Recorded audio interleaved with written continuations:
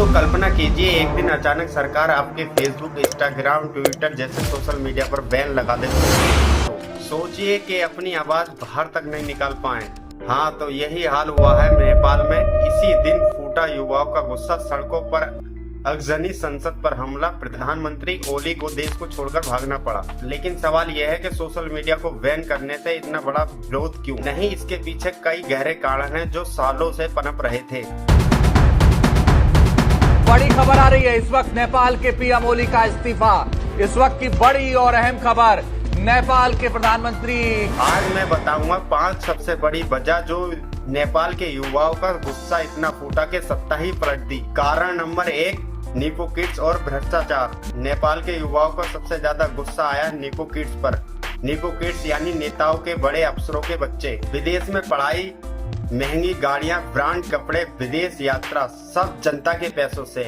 आम नौजवान कड़ी मेहनत करके भी नौकरी नहीं पा रहा। दूसरी तरफ नेता को बच्चे बिना संघर्ष और बिना मेहनत के सब कुछ मिल रहा है। सोशल मीडिया पर निपो किड्स ट्रेंड हुआ है। लोग इन बच्चों के फोटोज शेयर करने लगे और लाइफ स्टाइल की तुलना अपनी गरीबी से करने लगे। भ्रष्टाचार के बड़े मामले, ओमनी कांड, ललिता निवास घोटाला ने युवाओं के गुस्से में और तेल डाल दिया। ये सब मिलकर युवाओं के बीच बड़ी वारदात के बीच प्रतीक बन गया। कारण नंबर 2, बेरोजगारी। नेपाल के युवा आबादी बड़ी है लेकिन रोजगार बहुत कम है। आंकड़े बताते हैं कि लगभग 19% युवा बेरोजगार है। पढ़े लिखे लड़के लड़कियां नौकरी नहीं पा रहे हैं। उद्योग स्टार्टअप का विकास नहीं हो पा रहा है। शिक्षा सिस्टम पुराना है। तकनीकी शिक्षा की कमी है। मजबूरी में लाखों युवा विदेश या भारत में नौकरी कर रहे हैं और मेहनत मजदूरी कर रहे हैं। सोचिए, जब कोई युवा अपने देश का भविष्य नहीं देखता तो उसका गुस्सा कहां जाएगा। कारण नंबर 3, गरीबी और असमानता। नेपाल में अमीर और गरीब के बीच खाई बहुत गहरी है। नेताओं के बच्चे ऐसो आराम कर रहे हैं।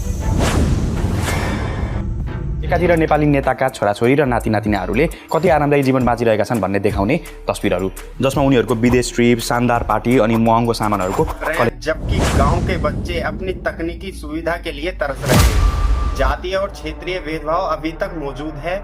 मेधावी थारू और जनजातीय समुदायों के युवाओं को बराबरी का मौका नहीं मिलता। जब यह असमानता सोशल मीडिया पर तुलना के रूप में सामने आई तो युवाओं का गुस्सा और भड़क गया। कारण नंबर 4, राजनीति अस्थिरता और युवाओं को अनदेखा।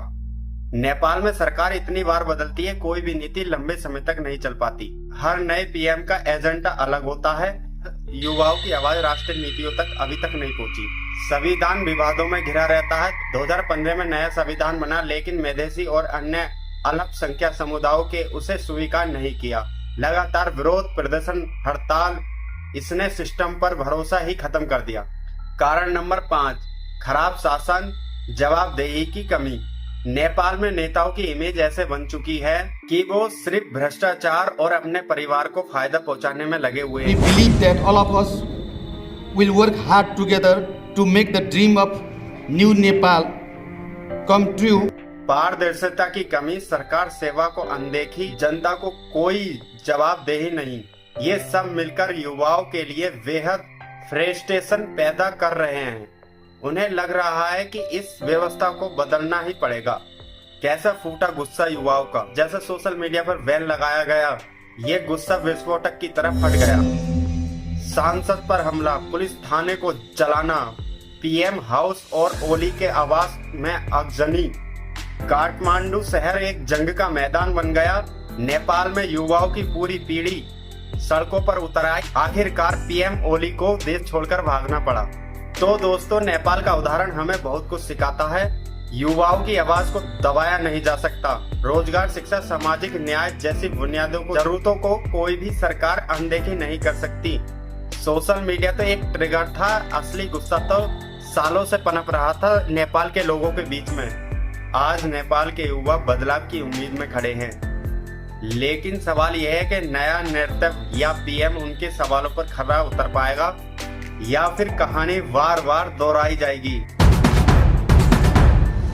अगर वीडियो आपको जानकारी पूर्वक अच्छी लगे तो वीडियो को शेयर जरूर करना, ताकि युवाओं की ताकत देश को कैसे बदल सकती। बीजेपी के लोगों, तैयार हो जाओ, हाइड्रोजन बम आ रहा है। मैं आपको गारंटी करके दे रहा हूँ, हाइड्रोजन बम के बाद नरेंद्र मोदी जी अपना चेहरा इस देश को नहीं दिखा पाएंगे। धन्यवाद।